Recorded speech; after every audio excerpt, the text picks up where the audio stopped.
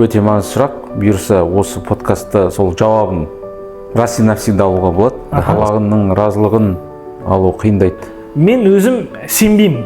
Қазірге сенбеймін. Біреу Алла Тағаламен связь құрса құл, ол шексіз байлыққа доступ болады. Алла Тағала сен Наим имам болғанмын деп жатсыз ғой, мен сол үшін сізге қойып жатырмын. Атак ол сізге қоятын сұрақ емес еді. өте күшті болды. Бірігейік, бөлінбейік, сол кезде күшейеміз.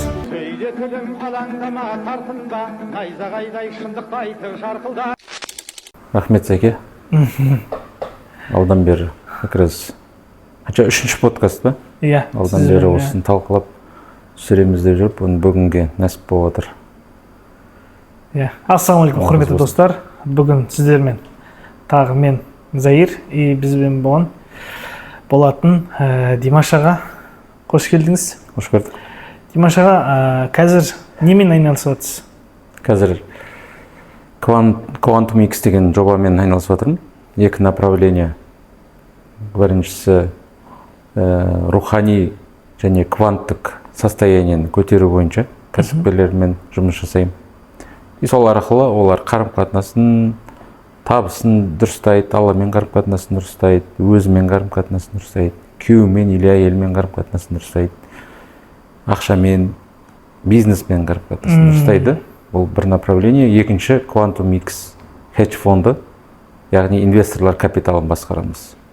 Бір жағынан адамның рухани кванттық халін байытуға себепші болу, екінші жағынан финансовый жағынан инвесторлардың капиталын квантум форматта X-тер жасау.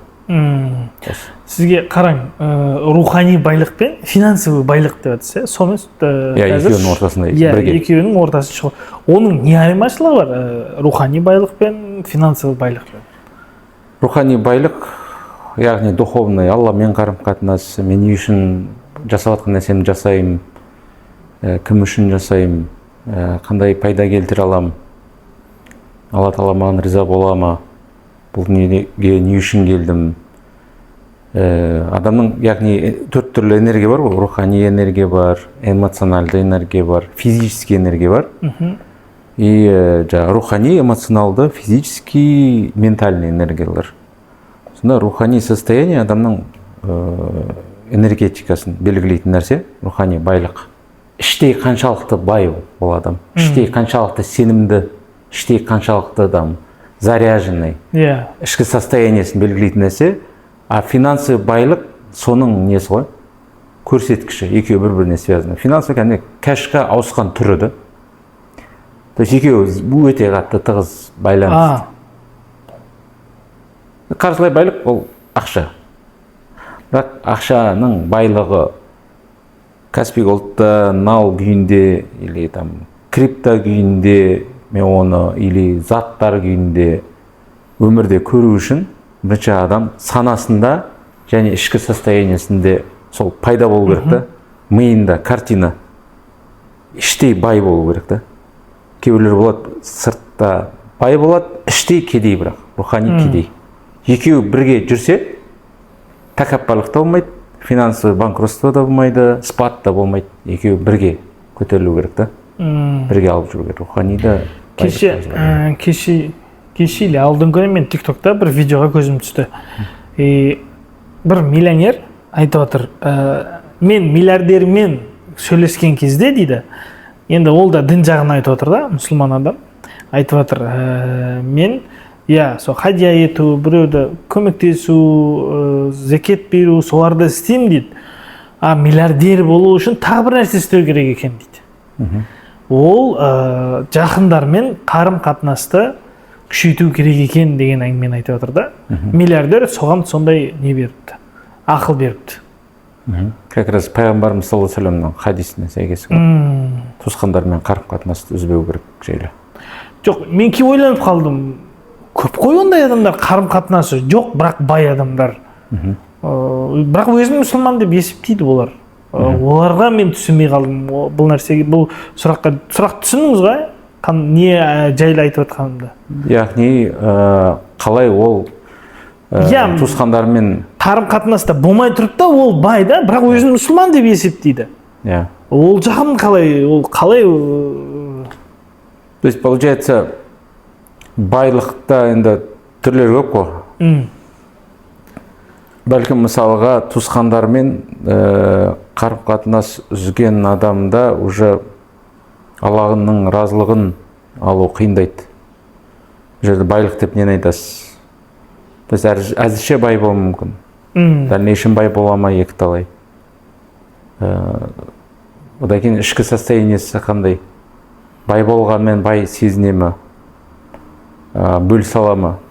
Яғни ол қайырлы байлық болуы мүмкін, қайырсыз байлық. Ешкімге пайдасы жоқ, өзі ғана байда, туысқандарға келіп кететін, қоғамға келіп кететін бір пайдасы болмауы мүмкін. И соответственно, ол настоящий бай емес. Настоящий бай адам, ол туысқанға да бай, оларға атсалыса алады, ол зекетін береді. Даже балалардың өзі байлық. Сол үшін байлықты жан-жақты қарастыру ше. Іште кедей болып жүру мүмкін да. Бақытты болуы мүмкін. Қараң, қазір өте көбейген ғой, трейдинг, байлы болудың сырларын үйретем, ананы үйретем, мынаны үйретем деген. Қалай айтсам екен, енді сізге бір видео, ол жаман мен болып кетті.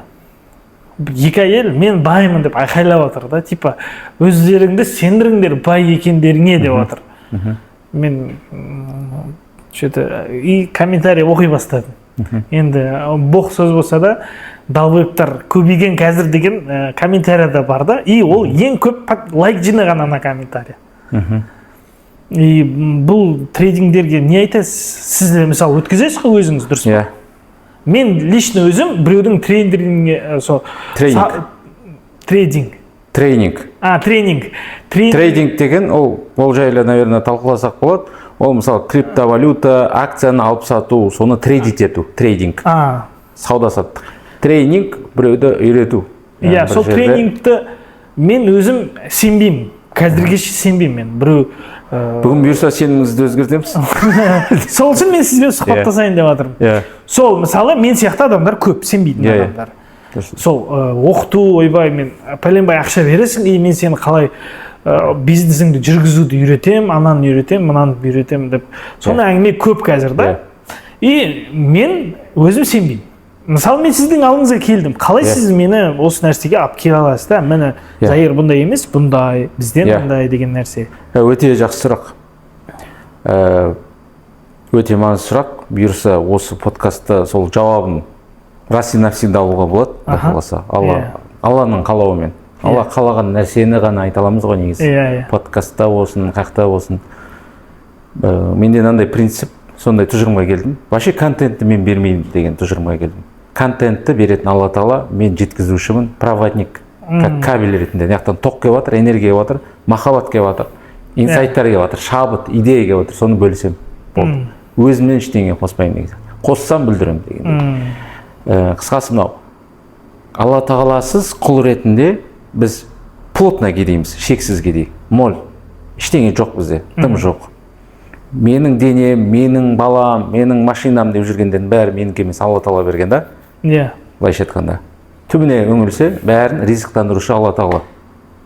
Солай ғой. Алла Тағала ризық бермесе, бұл тас кедей болып қалады адам. Алла Тағала сынайым десе, конкретно нольға түсіреді, даже минусқа түсіреді, минус бірнеше миллион долларға түсіреді адам бойды. Ал Алла Тағаламен связь құрса құл, ол шексіз байлыққа доступ болады. Алла Тағала шексіз бай ғой. Алла Тағаланың арқасында құлы кедейшілікті көрмеуге болады. Сондықтан Алланың арқасында, Аллаға тәуекел етіп отырып, связь құра отырған құлы кім болады? Ол кәсіпкер болсын, ол уже бай. Мен баймын деген, егер просто бәлкім неосознанно, пока толықтай түсінбей айту мүмкін. Өзі негізі любой кез келген нәрсенің 4 дәрежесі бар да, бір нәрсені. Басында подражать етеді. Мен баймын деп ше. Құлақтан теуіп өзі де сенбейді, ешкім сенбейді, просто айта беруі мүмкін да. Зікір сияқты ше. Алла ұлық деген сияқты. Мен баймын деген аффирмация. Яғни оны подсознанияға установка, жаңа убеждение жіберу үшін арналған бір жаттығу. Подражание. Басында сенбейді. Екінші уровень понимание келеді. Түсінік. Ол қалай байлық деген нәрсе не? мен не үшін баймын, допустим ішіндегі органдарын былай есептесе бай болып кетеді. Жоқ, ол бай болудың емес, мен сізге сіз о жағына өтіп жатсыз. Бірінші аяғын түсіндірдің бізге. Қалай сіз үйрете аласыз сол нәрсені? Мынаны айтайық та, баймын деген сөзге келді ғой. Мына жерде тұрып қалдық қой, жаңағы. Мына мен баймын деп қайталап жатқандар, ол жындылар деген комментарий туралы айтып жатырық қой. Осы туралы айтқым келіп жатыр да. Жағынан айта кетейін бірінші. Подражание, сосын түсінік келеді, сосын барып осознание, бай екенін түсінеді. Төртінші уровеньде искренний сенеді оған. Соған әрекет жасай ма сонда? Жоқ, қазір пока әрекет жасап жатқан жоқпыз. Пока біз кімбіз, мен кіммін, кедеймін ба, баймын ба анықтап жатырық. Егер өзім болсам кедеймін, Алламен связь болса, мен баймын, шексіз. Неге десеңіз енді? Неге барлығымыз Алланың құлдары ретінде потенциально шексіз бай деген сұрақ туындайды да? Неге кедей адам өзін бай санай алады деген сұрақтың астында жатыр ғой. Ана бағанағы немен айналыспай, былайша айтқанда жұрттың ойымен далбан болып сезінбей, бірақ Алла соны айтып отыру келді. Бірақ өзін бай қалай сезіне алады, бай болмаса да деген сұрақ жатыр ғой. Бізде қуасың ба деген сұрақтар жатыр ғой негізі. Жаңағыдай.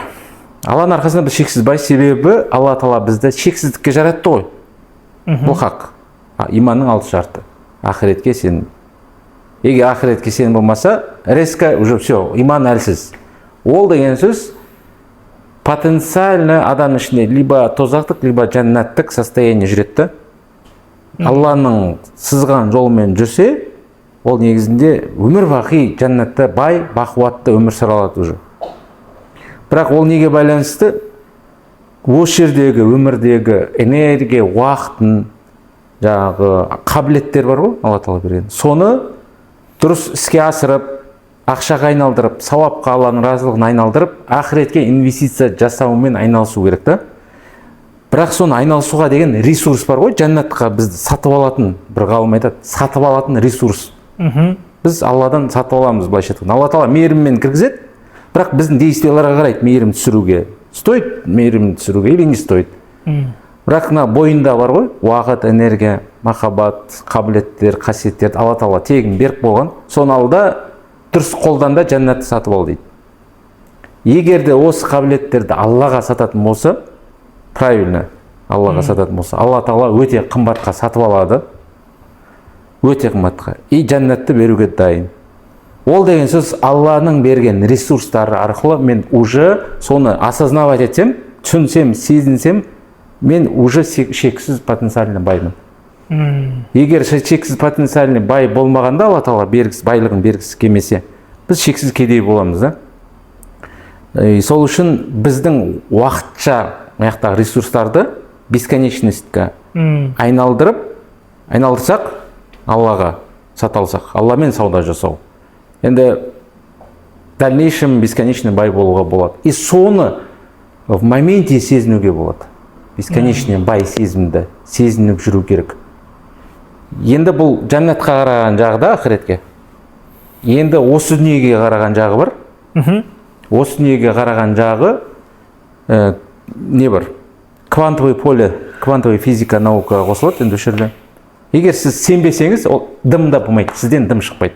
Сізде іште стержен сенім болмаса, Алла Тағаланың байлықтары прям доступны екенін, өтірік байлық недоступный, ол тек жаңағыдай откат арқылы, коррупция арқылы келеді, әділетсіз жолмен келеді деген установкасы бар адам никогда баймайды. Жүреді, сол оймен шырып кетеді. Сонда ана убеждениялары, адамның убеждениялары, авария бар ғой іштегі убеждениялар өмірді құртатын сол. Ішіндегі санасында адам бай сана болмаса, кедей сана болса, ол баймайды. Либо бай болса нечайно, ол обратно банкрот болады да, кедей болады. $1 миллион ұтып алған бомждар бар ғой? $1 миллион ұтып алған жаратады, қайтадан бомж болады ғой обычно. 100% бай болмайды екен. Себебі сана кедей. Яғни сананы бұрынғы ескі установкалар, программное обеспечение бар ғой, вирустар толы. сол адамды құртады. И адамды құртатын да анау өзімен өзі істеп жатыр, оғыны осуждать етіп жатыр ана кісі. Сол осуждать еткен адамға байлықтың келуі өте қиын. Яғни айтайын деген, бәлкім ол соның ниетіне қандай ниетпен айтып жатыр. Егер де іштегі ниеттері дұрыс болса, переустановка жасап, соны не үшін айтып жатқан дұрыс сезіне отырып айтатын болса ше, ол сыртта нәтижесін бере бастайды. Жоқ, мысалы қараң да, андай қазірде прикол шығып кетті ғой, сенікі бетіне мышление деп бір-біріне прикол ұстап адамдар. Мысалы қараң, қандай дұғалар бар? Я Аллахым, санамды байыта көр, жүрегімді тазарта көр, кеңейте көр деген не бар. Значит, сана ограниченный болуы мүмкін. Жоқ, мысалы қараң, сіз сол нәрсені үйретесіз, сондай сабақтарыңыз бар. Бөлсем, бар. Қараң, сіздің алдыңызға келді. Іштен түсінбейді, еш жерде оқымаған, енді 11 сынып. Ең күшті состояние ше? Когда еш жерде оқымаған бар ғой, тап-таза да, әлі пока мусорлар жоқ, оңай. Соларды үйрету оңай ма сізге қайта? Оңай болады қайта, мусорлар жоқ кезде. Ішінде бірінші тазалау керек, үйді жинау керек, сананың ішінде мусорлар көп. Тазалап, қырғын генеральный уборка жасау керек та бірінші. Сосын барып, жаңа нелермен. Хотя генеральный уборка оңай емес, өйткені біздің кейбір тектілік бар, ата-бабадан келген саналар бар, убеждение. И еще мынандай бар, ашаршылық көргендіктен ДНК-да кедейлік нелер қалып кеткен болуы мүмкін да адамда. Мысалға аш қалып кетем деген қорқыныштар бойында бірге жүреді.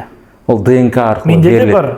ДНК арқылы передавать етіледі да. Ойбай, мынандай болып қалсашы, бірден бір жұмыс істеп отқан кезде жоқ болып кетсесе деген ой по-любому келеді маған. Қазір мен бірдеңе бастайын деп жүрмін да қазір дальное время. И спонсор тартайын десем, инвестор. Инвестор тартайын десем, болмай қалсашы. Ол инвестор кейін ақшасын бүйтіп өзіне алып қалсашы, бір сондай ойларым мені мазалайды да, мысалы. Мен сияқтылар көп. Өте көп. Соларға не айтасыз? Өте күшті сұрақ. Енді мынау состояние, вибрация, энергия. Никола Тесланың сөзі бар. Бүкіл әлем волнадан, энергиядан тұрады дейді. Вибрациядан тұрады дейді. Осыны түсінген адам дейді, өмірінде рахаттан өмір сүреді. Любой нәрсені түсінеді, Алланың заңдылықтарын түсінеді да.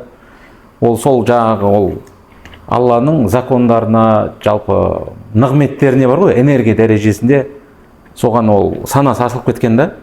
И көп нәрселерді тапқанда ойлап. Даже кейде нелер бар ғой, мысалға двигательдердің один в один соңғы версиясы күйінде елестейтін болғанда, соны алып қағазға түсірген, соны іске асыратын болған ғой. Прям елестетіп, точь-точь, қатты етіп қалғанда, жаңағы канал, портал ашық тұр, Алладан связь. И соны энергия, жоғары вибрацияда, төбеде идея бәрі керемет. Яғни бұл жердегі мәселе мынау, вибрация, энергия қатысты.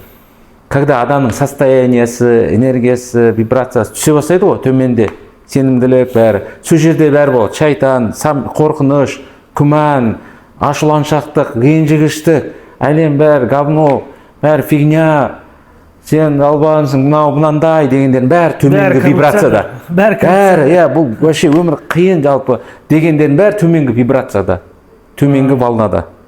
И бұл жерде как раз енді исламмен айтсақ, бірінші уровень нәпсіде ғой, когда бәрі бачт деген төменгі вибрация. Негіз бәрі взаимосвязаны. Даже буддизм тілімен айтқанда 7 чакраның бірінші уровень да. Яғни бәрінде интеграция бар. Бұл физический уровень, когда сіз тек физический неде, материальный, бәрі материямен ғана көреді да, и бәрі қиын болып көрінеді. Қорқыныш бар, страх, дененің страхтары бар, қорқады. Бірақ іште анау рух қалап тұрады, біліп тұрады заранее, мынаны істеген дұрыс, мына ашқысы келіп тұрады. Желание бар, бешеный, жаңағы бизнесті ашуға. Сол желаниені беретін Алла Тағала екен да. Іске асыруға деген гипотезаларды, желание, видение, картиналарды, когда бір шабыттанып кетеді ғой кейде адам состояниесі көтеріліп, сол кезде бір күшті осознаниялар келеді, соны беретін Алла Тағала. Сол қалауды да беретін Алла Тағала. Просто ойлайды, мен қалаймын деп ше, өзіне байлап қояды. Ол қалауды беретін Алла Тағала. соның картинасын сызып, қорықса да іске асыру қажет. Состояниесімен жұмыс істеп, төбеден вибрацияны көтеріп, состояние несін жиып, кірісіп кету керек. Себебі бисмилля деп, тәуекел деп кірісіп кету керек. Сол кезде Алла Тағала бір шаг жасасаңыз, соны іске асыру. Алла Тағала сізге 10 шаг жасайды сол бизнесті іске асыру. Егер вообще действие болмаса, жаңағы мен баймын деп отыра беру уже көмектеспейді уже. Мен баймын, күшті идея бар, мен уже баймын деп ше, әрекет жоқ. Бұл жерде жаңағы баймын деген жаңағы убеждениесімен ойын дұрыстау, мынау дұрыс, мен баймын деген состояние, ойды дұрыстап алу. Екі жаңағы әрекетке сол состояниемен халін дұрыстау, сезімдерін, күшті энергетик сезімдерін дұрыстау, эмоциялар, соған қатысты эмоциялар келеді уже. И сол уже ана бизнесті ашып қойғандай состояниемен әрекет жасау. Қалай сонда? Сіз мысалы бір бизнес ашқыңыз келіп тұр. Иә. Қазіргі берсеңіз, қазіргі Заир ол А точкада тұр да. Әлі қорқыныштары бар, күмәндары бар, болмай қалама деген Заир тұр. Ойлары, күмәндар, шайтан отыр, ашпаса екен деп ше. Кофе ішіп, ашса жаман болады, зекетті беру мүмкін, күшті байып кетеді деген сияқты ше. Бірақ состояниеда сізде күмән бар, сізде кейде сенімділік жоқ, бола ма болмай ма, ойыңызда қорқыныш эмоциялары пайда болып жатыр. Осы состояниемен әрекет жасасаңыз, ана бизнесті аша алмайсыз. Қалай сонда? Осы состояниемен анау бизнес ашылмайды да. Обычно либо әрекет жасамай қояды, либо неуверенно әрекет жасайды. Өйткені ойында болмай қалады. Банкрот болсам не болады деген ой және состояниемен әрекет жасайды деп отыр. Бұл сол именно жүрмей қалса не болады дегенді, ол уже Алладан оймен және халмен дұға етіп тұр ғой. Банкрот болып қалсам, именно сол болады. Енді екінші вариант бар. Жаңағы осы ашатындарға қандай кеңес деген кезде, өзімнің улучшенный версиям бар. Квантовый переход жасаймын. Будущее. 5 жылдан кейінгі версиям қандай елестедім. Мен ашқанда не болады? Ашсам қандай сезімдер болады менде? Успешно жүріп кетсе ше, жүріп кетіп жатыр, прям мощно жүріп жатыр. Қандай сезімдер болады? Сол сезімдерді жазып аламын. Қуаныш ба, адам бар, сенімділік, альхамдулилля, шүкіршілік деген сезімдер. И қандай ойда жүреді ол Заир жаңағы сол бизнес жүріп кеткеннен кейін Зая, сол Заирдың ойлары қандай? Позитивный ма, негативный ма? Сол позитивный ойларды сол Заирдың 5 жыл ауылға кетіп қалып, сол Заирдың ойларын осы жерге алып келем. Позитивный ойларын, уверенный ойлары, Аллаға тәуекел ете алады. Бәрі жақсы болады, жаңағы Алла Тағала маған көмектеседі. Алла Тағала маған ол сезімді берді. Соответственно, менің міндетім осыны орындау. Мен Алланың жердегі представителімін, мен исполнительмін. Мен шешпеймін, Алла Тағала маған решение беріп тұр, болды іске асырамын деген оймен, позитивный оймен.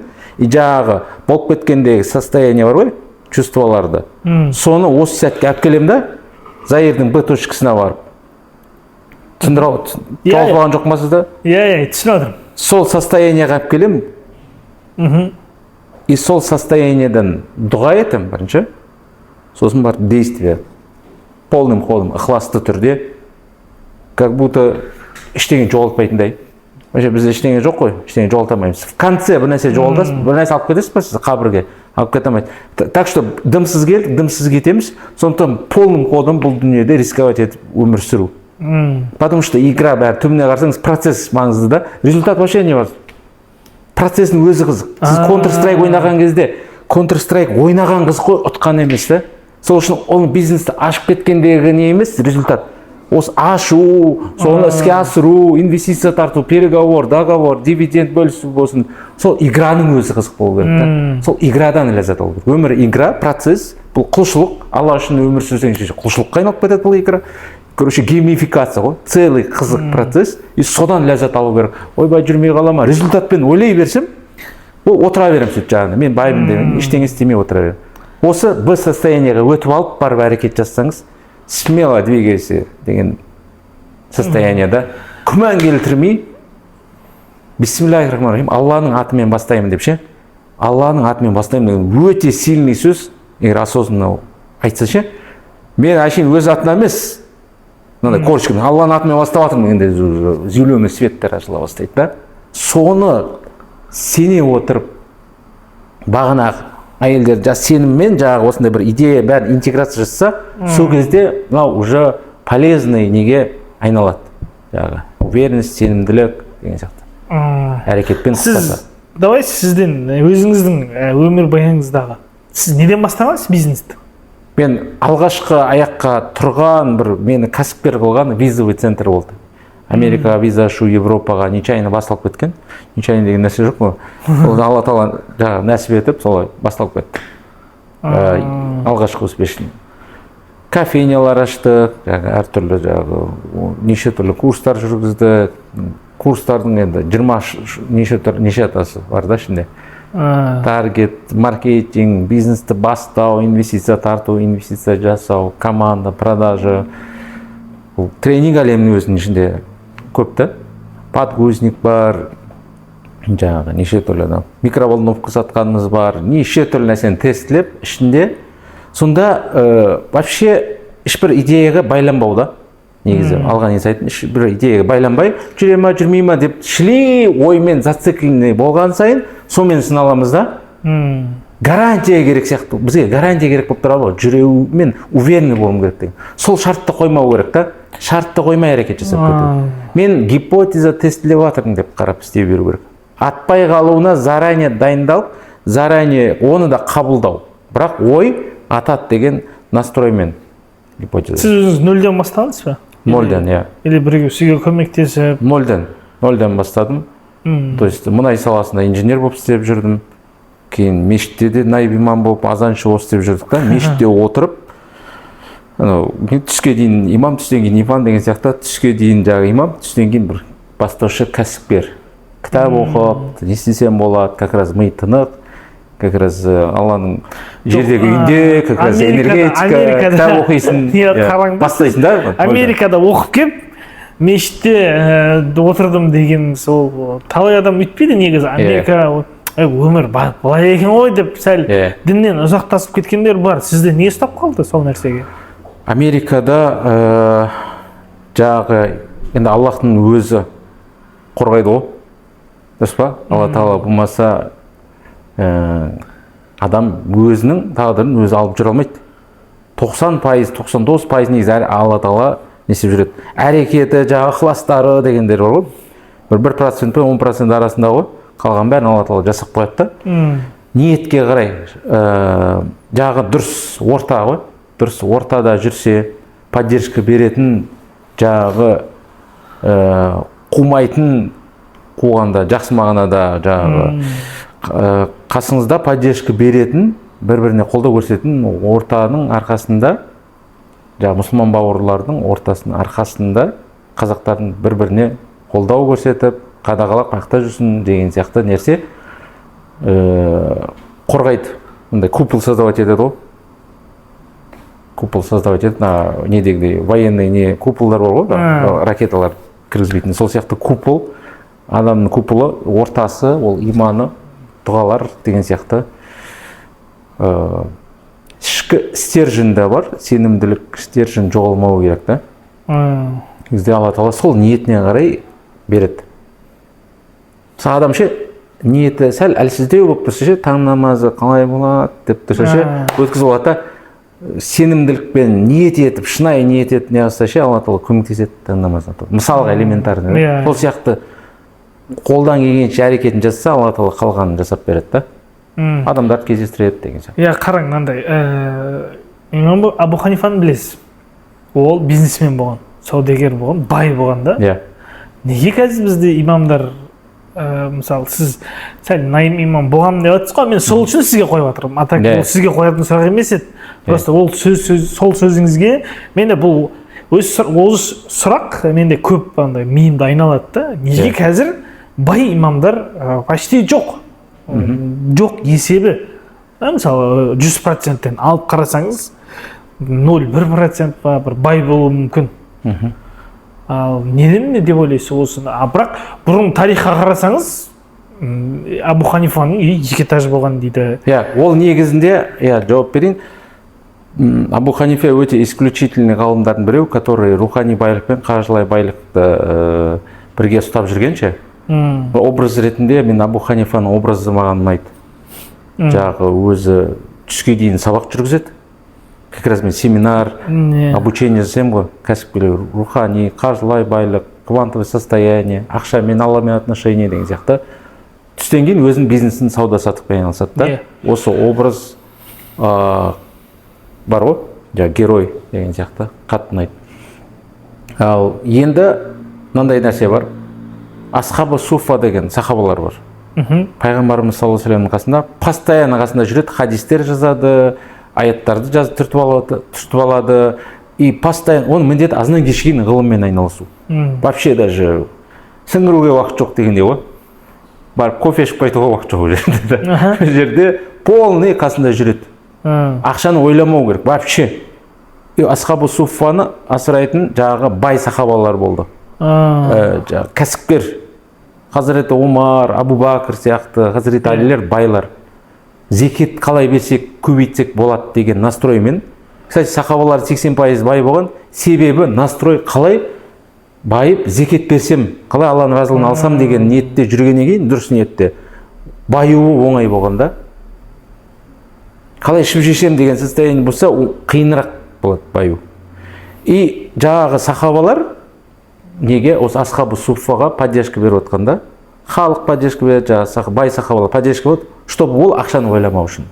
Сол сияқты асхабы суффа сияқты, яғни мешіттегі имамдар или университеттегі ұстаздар, медреседегі ұстаздар, шәкірт тәрбиелейтін ұстаздар ақшаны ойлап уайымдамау үшін, кредитін уайымдамайды, жаңағы дүниені қатты уайымдап кетпеу үшін осы вопросты раз и навсегда шешіп, щоб фокустың бәрі жағы өзінің несінде болу үшін жасалады да, концентрациясы жұмысында, ғылыми жұмысында, мешіт жұмыстарында. Сондай болу керек. И то есть не обязательно бәрі бизнесмен болып, прям имам ағзам сияқты болу шарты емес. Полностью бәрі дүниені тәрк етіп, имамдық жолында жүрсе де болады. Бірақ осы жерде в идеале, конечно, дальнейшем, мысалға Турциядағыдай бізге имамдарға айлық, енді садақадан бөлінеді ғой. Мемлекеттік ауылға, қалаға бөлмей өзінің садақа жәшігінен бөліп, айлық берілсе вообще круто болады деген сияқты. Айлық жақсы болса, соны ойламайтындай. Кейде сол ақша жетпегеннен кейін бизнес ашып атады да, имам ағзам сияқты жүруге крутиться, вертеться емес, әрекетін жасауға тура келеді да. Енді әкем солай не болды да, журналист болып жүр, жаңағы Қонаев атамызбен танысты, сөйтіп қаншама интервью алды, 7 президентпен сұхбат алды, сөйтіп жүріп қажылыққа барып шабыттанып, шабыттанып болды, мен мешіт ашамын деп неған ғой, келіп екінші рет қажылыққа барғаннан кейін уже үйімізді мешітке беріп жіберді. Мешітке беріп жіберген өзі имам болып кеткен да, журналистикадан имамдыққа. И сол жерде мен нечайным деген нәрсе жоқ қой. Мен сол жерде как не ретінде ғой, амал жоқ, бір қарасам азаншы болып жүрдім да, бар тренингке бардым, басқа мешітке азаншылықты үйрендім, сөйтіп азаншы азан ете бастады, бір қарасақ Құран оқып жүрміз, имамдардан үйреніп, Құранды үйреніп, сүрені үйреніп. Сол имамдық қақтан не болды, ол Америкада имамдық деген предпосылкасы ол кішкентай бала кезде басталды да, чтобы ана не істемеу үшін, түсініксіз болмау үшін. Иә, түсіндім. Қараң, қазір сол имамдарға садақадан бөлінеді, дұрыс па? Ақша, айлықтары.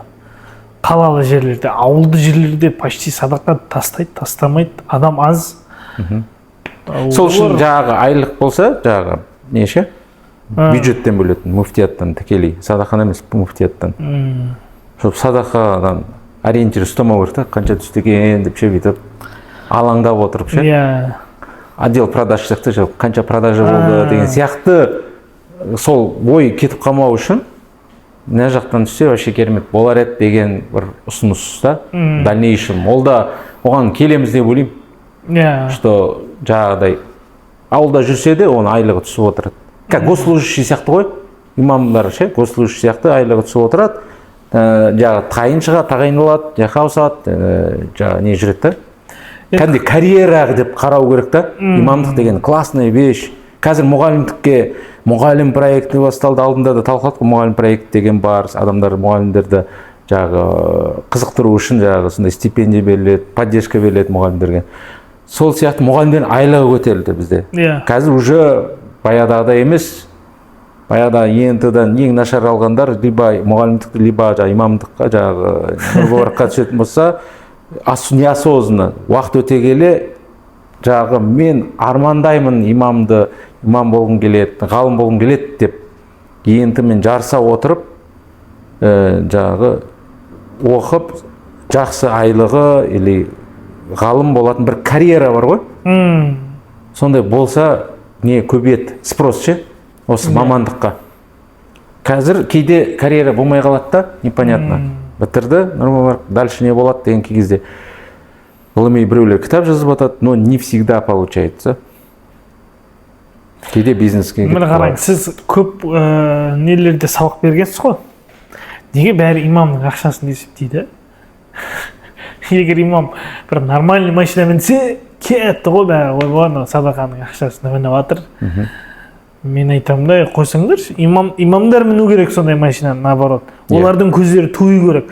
Потому что бір бай келеді, давай мынандай айтасың деп не болмау керек деймін да. Оның көзі тойғаннан кейін ол шындықты айта алады. По-любому андай болады ғой.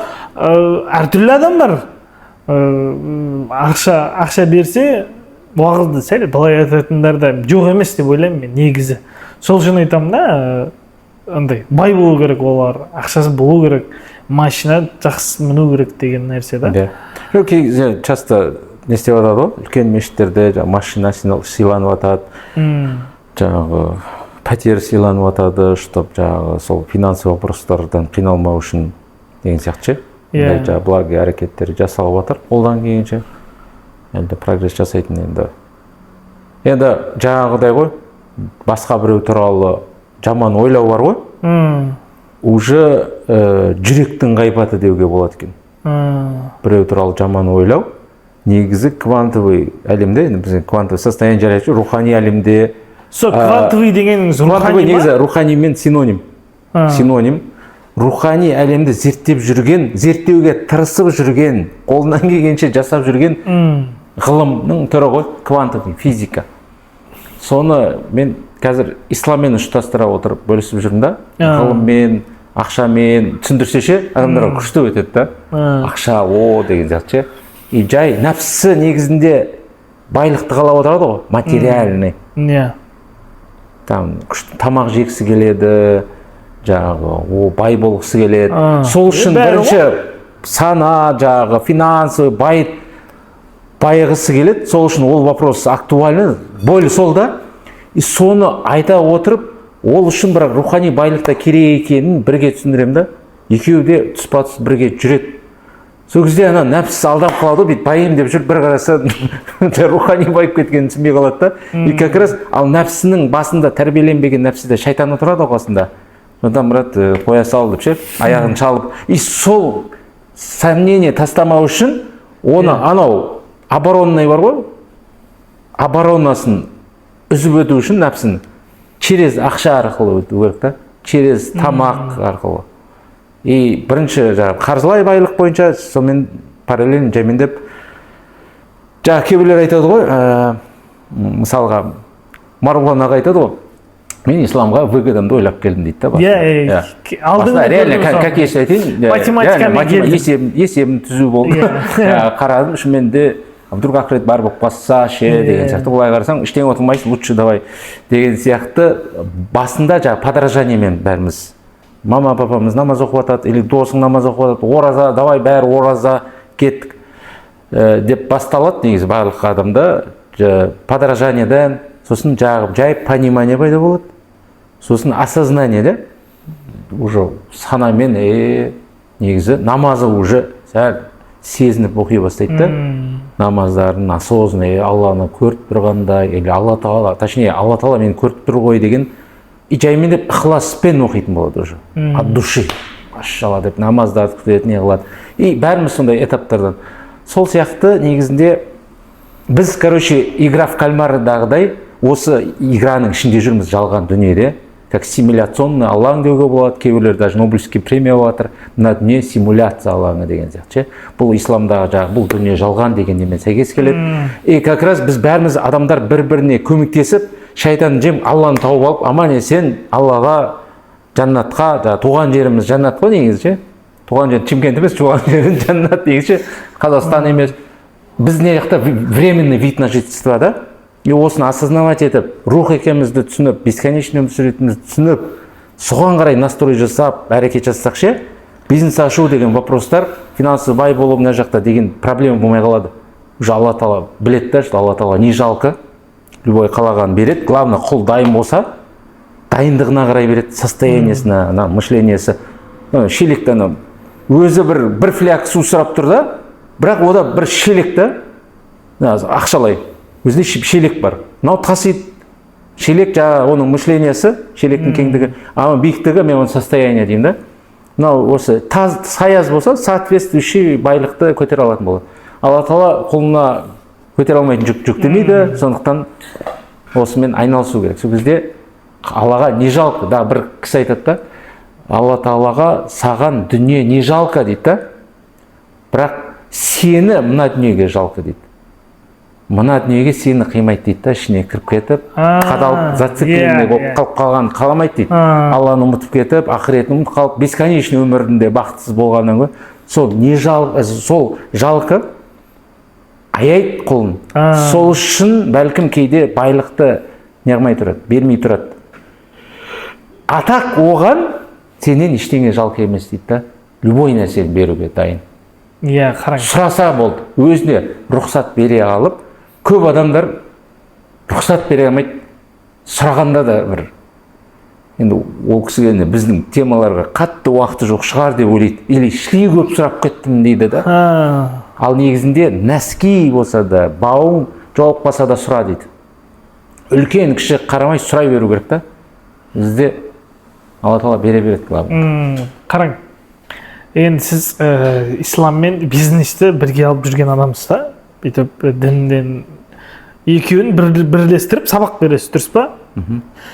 Енді көп адамдарды, көп өзіңізде көрген шығарсыз. Неге мұсылмандар кедей, христиандар бай? Неге Европа бай, мұсылман елдері кедей деген әңгіме өте көп. Мұсылмандар Құран оқып бай болам деп ойлайды, әшейін отырады мешітте, бай болмайды, олар оқиды, үйтеді, бүйтеді. Бұны, по-моему, алдыңғы подкастта талқыладық, қателеспесем жаңағы деген ответі бар. Соны кішкене тағы қосымша. Батыс неге қатты дамып кетті, технология, чат GPT неге қатты дамып жатыр? Білімді қуды, науканы, ғылымды қуды. Баяда біз ғылымды қуатымыз шығыстағы мұсылмандар, шығыс білімді, Ахмед Яссауи, не знаю, Хараби, бәрі, Ибн Сина, бәрі бізден шығатын болғанда, шығыстан. Сөйтіп батыстықтар анаяқта идеяларды ұрлап, өз атынан шығара беретін болған. Ол кісілер вообще қызық емес та, ұрлай ма, не қыла не зациклен. Өзіне присваивать етпеген да. Ньютондардың өзі, Галилеолардың өзі шығыстардан нелерден оқып, өзінің атынан, бірақ өзіне ғалым ғой, бірақ анан не істеп шығара беретін болған. Кезінде біз қатты дамыдық, потом жағы батыс бізден үлгі алып, зерттеп, соң қуалап, осып кетті. Біз расслабон ұстадық қой, зона комфортаға кірдік та. Жодан деп ше, былай отырып, алтын сарайларда, Османский империяда, например, алтын сарайлар соғыла бастады, сөгізде құлдырай бастады дейді да. Алтындардан, зона комфорта, жодан деген, андай комфорт состояниясына кірген кезде. Все, я теперь понял, все деген. Мен бәрін түсіндім деген кезде адам шаяды ғой. Никогда, мен мынандай состояние жүру керек, ученик состояниесінде. Мен ештеңе білмеймін, менде дым жоқ. Мен білетін нәрсем бәрі Алланыкі. Мен әлі де қырғын дамуым керек, Алла Тағаланы тануым керек, мына дүниені тануым керек деген сияқты. Ал сол состояниені жоғалтып алды да, білім қуу, ғылым қуу. Батыс алып кетті да, сол флаг соқта, сол үшін барлық технология, жаңа нәрселер соқтан шығып отыр.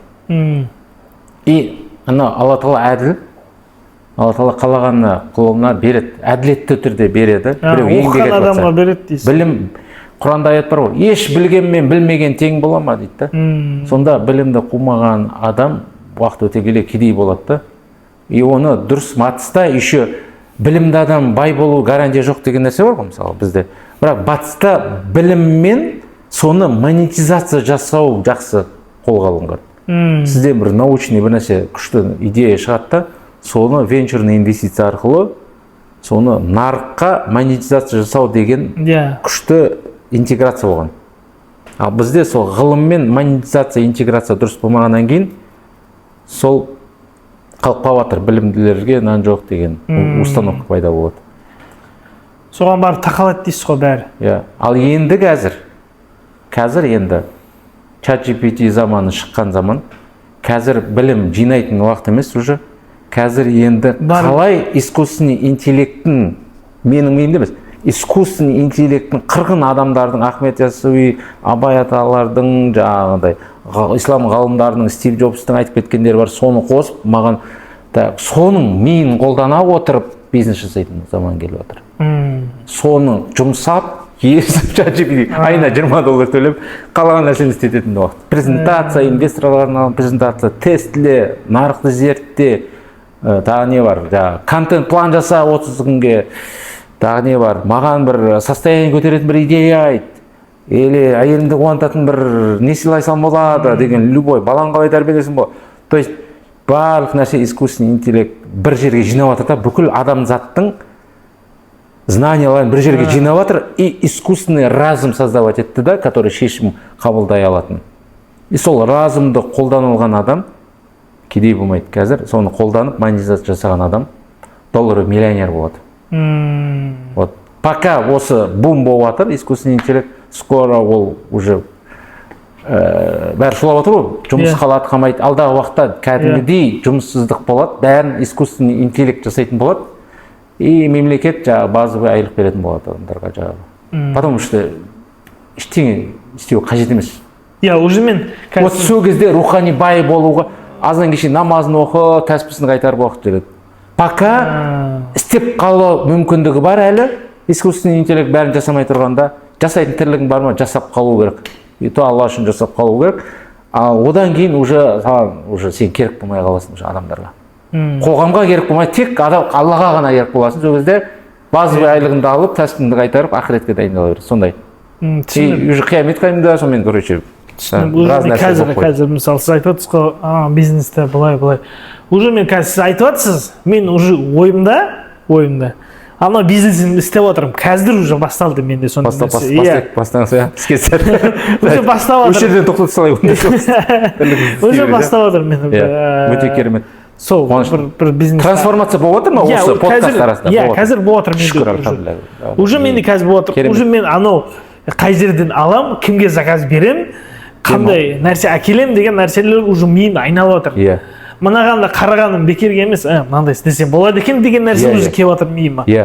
Соны беретін Алла Тағала ғой, инсайттар. Соны берген кезде сразу как задача ретінде қабылдап, Алла беріп тұр ғой маған аманат ретінде. Мен соны істеуім керек, құлмын ғой, соның құлым ғой. Мен соның тірлігін жасаймын да деп кірісіп кету керек та. Сол кезде өзіне алып қоймайды да, өзінің ресурсына ставка тікпеу керек қой. Жүрмей қалама, бітіп қалама ақша. Ресурс көп шли. Ақша бітпейді, короче. Басылып жатыр, печать, ұрылып жатыр. ФРС скоро тағы печать етеді. Крипталар, акциялар ұшады, короче. Бәрі доступный. Главное, не болса болды, смысл болса болды, ресурсты береді. Мынандай нәрсе бар екен. Сізге келген идеяны беруші алады ғой, желание береді соны іске асыруға. Соған қатысты энергияны беріп қояды екен іске асыруға. И ресурстар бар ғой, квантовый рухани әлемде уже басада жерде бір инвестор дайындалып жатады сол проектті іздеп жүр уже. Мына Джалалиддин Румидің сөзі бар, сен іздеген нәрсе сені іздеп жатыр деп. Уже мен қашан так на криптода хедж фонд мынанша $1 миллион управление басқару керек деп ниет етіп шын ықыласпен соны сеніп кірісе бастаған кезде рухани әлемде уже квантовый әлемде аяқта қандай проект бар деп уже мені іздей бастайды. Частица сияқты ол квантовый частица. Частицаның состояниесін мынау сезіп қояды уже. Алла Тағала сөйтіп прям геймификация күшті істеп қойған. Менің состояниеммен, ойыммен адамдардың состояниесіне, энергетикасына әсер ете аламын. Аллахтың қалауымен. Даже ойларына, даже мынандай бар ғой, білесіз ба? Сіздің неуверенный бір клиентпен переговор жасап отырсаңыз, или инвестормен неуверенный отқаныңыз сразу сезіледі, подсознательно, энергетический передача болады да, и сделка болмайды. Когда уверенность зашкаливает, энергия бешеный болып тұрса, адам жұмыс істегісі келеді. Сонда неге тартылады адам? Көп жоғары энергетика тартылады. Иә, Димаш аға, рахмет сізге. Енді сізге сұрақтар тез, нақты жауап беруіңізді өтінемін. Сіз үшін ақша не? Аллаға құлшылық ететін құрал. Алланың разылығын, сауаптарын и ақыретке жәрдемге. Сіз үшін ең жақсы дос? Енді ең күшті дос ретінде Алла жеткілікті дейді. Дүниедегі ең әдемі әйелді көрсеңіз, не деп айтасыз? Қалай? Дүниедегі ең әдемі әйелді көрсеңіз, не деп айтасыз? Машалла, Алла Тағала қандай сұлу жаратқан, значит, Алла Тағала өте сұлу. Өмірдегі кумиріңіз кім? Пайғамбарымыз Мұхаммед саллаллаху алейхи вассалам деп подражатель ретінде айтайын. Пока подражатель дәрежесінде. Алланы танисыз ба? Тану үстіндемін. Сіз кездестірген ең жақсы адам? Кездестірген ең жақсы адам қазіргі асыл жарым. Қазіргі дегенде ертеңгі де, кешегі де, қазіргі бәрі осы. Қазіргі дегенде менің жарым ғой, сүйікті жарым. Сізге істелінген ең жақсы жақсылық? Маған істелінген ең жақсылық, менің ағам маған поддержка беріп, ең соңында болашақ стипендиясын ұттым, $200, сөйтіп Америкада оқыдым. Жаңағы бұрынғы президентіміздің стипендиясын ұттым. И анамның ешқашан жоқ демей, қайқа барам десем де, всегда зеленый свет берген да. Сенің қолынан бәрі келеді. Қайқа барсаң, қайықта оқимын десең де, саған рұқсат дегендігі ше. Мақтан тұтатыныңыз не бар? Сізде мақтан тұтатын не бар? Осы сұрақ баяғыда болған еді. Ештеңе жоқ деп жауап берген сияқты болмаймын. Мақтанатын енді ол присвоение кетіп қалады, бірақ бала-шаға бар, 4 бала-шаға байлық ше. Семья, кәсібім бар, учениктерім бар, шүкір. Олардың жетістіктері бар ғой, кейстер. Сонымен мақтанамын. Бірақ присвоивать етуге қорқамын, яғни оны беретін Алла Тағала. Қайсы принциппен өмір сүресіз? Қайсы принциппен өмір сүремін? Принциппен. В общем, мен Алланың жердегі представителімін. Если осы состояниемен өмір сүрсем, бәрі зеленый свет. И оны мен дұрыс қолданып, максимально өзімді реализовать етіп, Аллаға құлшылық жасаймын. Сіздің иманыңызды перезагрузка істейтін кім? Перезагрузка жасайтын рухани ұстаздар. Сосын перезагрузка жасайтын мысалға қандай. Кейде ретрит жасаймын. 3 күндік. Рухани, қаржылай байлық. Ретрит жасап атқан кезде Алла Тағала жақсы инсайттар береді. Жасайын деп жүрген ниетке тоже перезагрузка жасайды. Осы уақытқа дейін, осы жасқа дейін неден көп өкіндіңіз? Мынаны түсіндім, өкінбеу керек екен, и өкінгеніме өкіндім. Күшті жауап.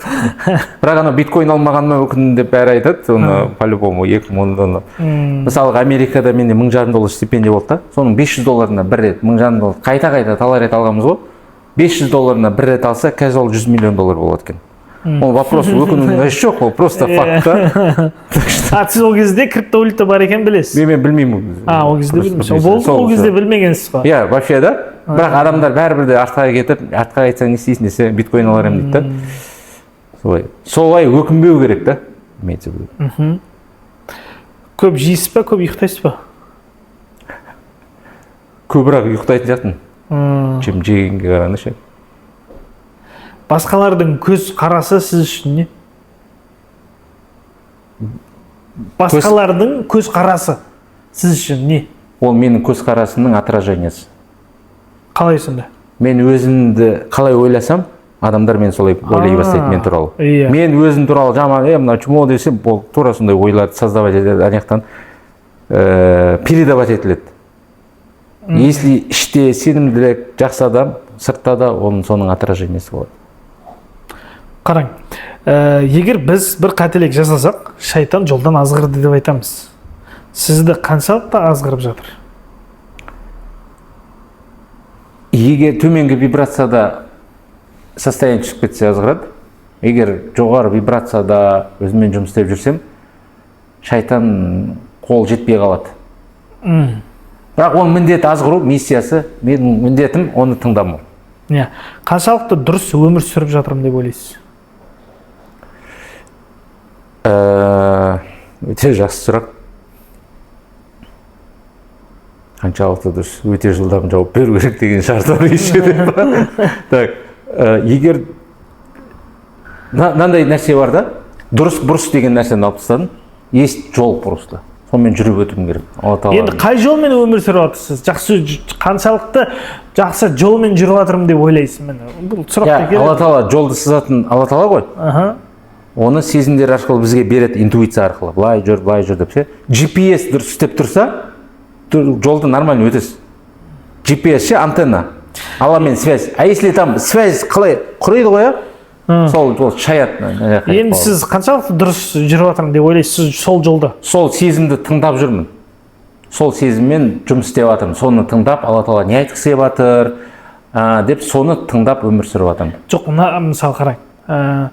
Сол айтып жатсыз ғой, Алла Тағала GPS-ға жібереді, мен осындай жолға жүр деп. Енді адам өлтіріп жатқандарда, адам зорлап жатқандарда, оларға не дейсіз? Олардың да жұмысым жоқ та. Олар мысалы, оларды айту мүмкін ғой, мысалы қараң. Мен туралы айтып жатсыз ғой. Жоқ, соған жауап беремін мен. Қараң, жауабыңызға қараң да. Солар айтты, мен істеп жатырмын. Оларды айтады ғой, маған сөйтіп сездім өзімді, и мен соны істедім деген нәрсе. Жерде не бар? Шайтанның да азғыратын жағы бар ғой. Өзінің нәпсін управлять ете алмау. Енді ойбай адам өлтір деп барып өлтіре бермейді ғой.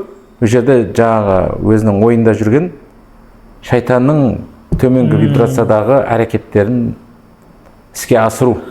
Бірақ опять ол жерде жауапсыздық бар да. Шайтан просто идея тастайды, братан істеп көрсей деп ше, қалай қарайсың деп ше.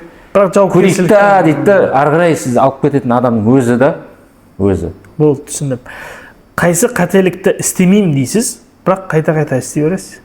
Таңғы 5-те тұрғым келеді да, арманым мен. Мен наиб имам болу менің арманым дегендей, мен сағат 10-да тұрам, 5-те тұру менің арманым. Қателікті өзіңізден іздейсіз бе, или басқалардан ба? Қателікті өзімнен іздеймін, бірақ өзімді кінәламаймын. Қателесуге рұқсат беремін. Сізге ең істелінген жамандық? Ең қалай? Сізге істелінген ең жамандық та, ең көп жамандық емес, ең анау, выше, осындай жамандық болған еді, мен осындай болғамын деген сияқты ғой. Или көтере алмаған бұл нәрсені дегендей. Да, бір ученигім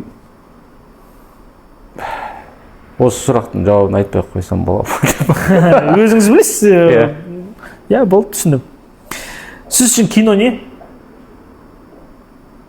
Кино, мен үшін кино, мына осы өмір, мен главный рөлдан да сценария запрос жібере аламын, Алла Тағала осы киноның владелесі ретінде одобрение берсе, мен қалаған сценариймен өмір сүре аламын да. Қалғандар бәрі актер, бәріміз актермыз, бір-біріне актер. Сол кинода өмір сүре аламын. Сіз істететін ең көп өтірік? Сіз істететін ең көп өтірік? Яғни қалай ол? Сөз. Ең көп істететін сөз, өтірік сөзіңіз қайсысы? Өтірік сөзім. Мысалы, көп адамда менде бәрі жақсы деген өтірік бар. Сізде қайсысы? Жақсы, керемет, шүкір. Сізде де сол ма? Шүкір, жақсы, Алла деп өзің қалайсың? Махаббатқа сенесіз ба? Әрине. Махаббатты қайда бұру керек деген сұрақ туындап тұр ол жерде. жоқ, сенсеңіз болды, ар жағы адам әртүрлі ойлайды. Сенем ғой. Енді соңғы сұрақ. Егер сізден сұраса, адамзат үшін бір ақылыңды айт деп, мимбарға шықтыңыз, бүкіл адамзат сізді тыңдап тұр. Бүкіл адамзат. Сіз мимбарда тұрсыз. Не айтасыз? Иманға кел, Алланы таны, Алланы жақсы көр, бүкіл әлемді Алланың разылығы үшін жақсы көр, махаббатыңды осы жасап жатқан тірлігің арқылы адамдарға шашырат энергияңды. Адамдарға пайдалы бол. Махаббат энергиясы ең жоғары вибрация. Мына дүние жалған, ақыретке дайындал. Мына дүниеде несімен көйіп кеткен. Енді осымен подкаст біту керек еді, бірақ менде тағы қосымша сұрақ туындап жатыр. Сіз көп жерде болғансыз, Америка болсын, бизнес, анау-мынау. Қазір азайған ол нәрсе. Кеше де мен бір видеоға көзім түсті, ұлтшылдық деген нәрсе. Көз қарасыңыз. Неден пайда болады ол? Басқа ұлтты көремаушылық. Салыстыру. Бір жәбір шеккен кезінде бір реніші бар, обидалары бар да, белгілі бір. Басқа ұлттан ба или? Қатты жәбір шеккен, соны реніш қалып кетеді. Ұлт ретінде шыға алмай жатады, кешіре алмай жатады. Сосын жаңағы пенде ретінде салыстырып жатады. Өзін салыстырады, ұлт ретінде салыстырып, өзін жоғары санау. Шайтан, ібліс, адам жаратылған кезде өзін жоғары санады. Мен оттан жаратылғам. Мына жігіт неден, топырақтан жаратылған. Неге мен сәжде етуім керек дегенше. Былайша айтқанда эго, іштегі нәпсі. Нәпсінің проявлениясы, өзін салыстыру, өзін басқалардан жоғары санау. Тәкаппарлық. Салыстырмау ше, салыстырмай, бірақ жақсы жағынан салыстыруға болады. Жақсылықта жарысу. Кім Алла жолында не бар ғой? Алла Тағала қайсың ең жақсы, ең көп жақсы амал жасайды екен деп жараттым дейді. Яғни ұлттардың арасынан барып, үлгі алып, ана жақ қатты дамып кетті деген впечатление алып, өз елінде соны применять ету. То есть ел аралай отырып, басқа ұлттардың плюстарын применять етуге, сол жағынан прогрессивный жағынан салыстыруға болады да, конструктивно. Деструктивно салыстырудың қажеті жоқ. Бәрі Алланың құлы, бәрін қабылдау, бір-бірін қабылдау, жақсы көру, Алла разылығы үшін, жан ашу. Егер анық қастандық жасап жатса, қарап тұрмау. Жаңағы бір мемлекеттік дәрежеде. Рахмет сізге үлкен.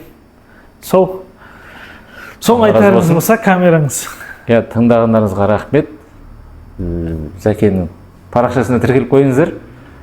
Бүгінгі подкаст әдемі өткен сияқты. Сондай по ощущениям. Алдыңғы подкасттарға қарағанда өзімнің бағалауы дейді ғой. Алла разы болсын. Алла Тағала берген жаңағы инсайттарды тыңдағандарыңызға рахмет. Толық тыңдамаған болсаңыз, басынан тыңдағаныңыз өте күшті болды. Зәке, сізге рахмет. Сізге де рахмет келгеніңіз үшін. Уақыт бөліп. Құрметті көрермендер, сау болыңдар. Лайк басып, подписка басып қойыңыздар. Бірігейік, бөлінбейік, сол кезде күшейеміз. Рахмет. Алла разы болсын.